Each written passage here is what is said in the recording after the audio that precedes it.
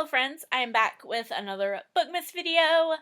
Today it's going to be books I read in 2021 that made me cry. And somehow this video just turned into Rebecca Yarros books that I read this year. With the exception of the first one I'm going to talk about, actually, which I don't know if necessarily the content made me cry. I think it was just all of the emotions of the series ending, and things were left kind of turbulent after books 1 and 2, that when I went into A Vow So Bold and Deadly by Bridget Kimmer, it just,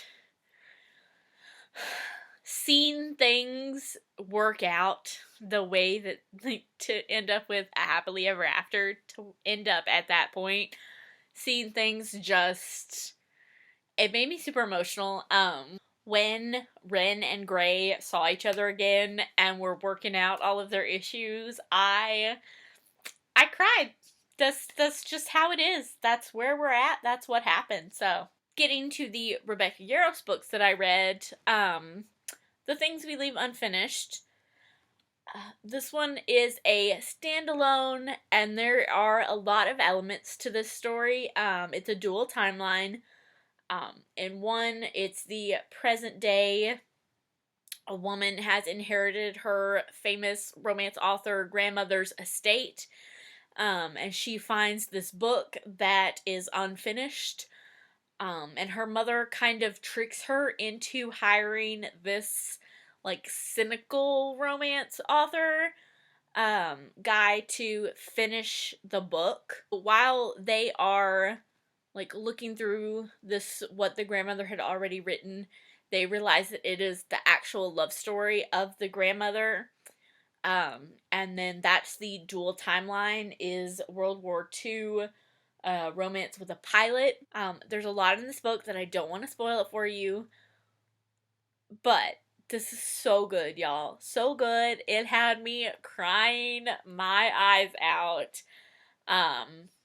Yeah, which Rebecca Yarros is really good at doing. Obviously, because the last book I'm going to talk about today, I think these are the only three. These are the only three I could think of that made me cry anyway. There may have been more, but if you watched my series reading vlog on this series, you will know the next one. Hallowed Ground by Rebecca Yarros. This is book 4 in her Flight and Glory series. I don't know how anybody could make it through this book without crying.